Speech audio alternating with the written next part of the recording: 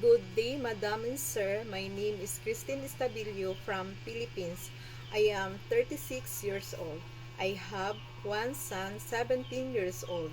I have two sisters and three brothers. I am 2 years vocational graduate.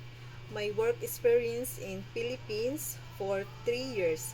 I'm served 3 member of the family, 2 adult and 3 years old girl. My main duty is cooking, cleaning, and taking care of the child. And my second work experience in Hong Kong for 9 months. I'm served 5 member of the family, 2 adult and 3 children. My household chores is cooking, cleaning the house, washing the clothes, wash the car, and gardening and taking care of the child. Madam and Sir, please hire me. I'm hardworking, loyalty, and honest.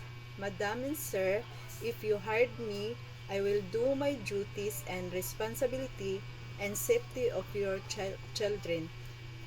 My first priority. Thank you.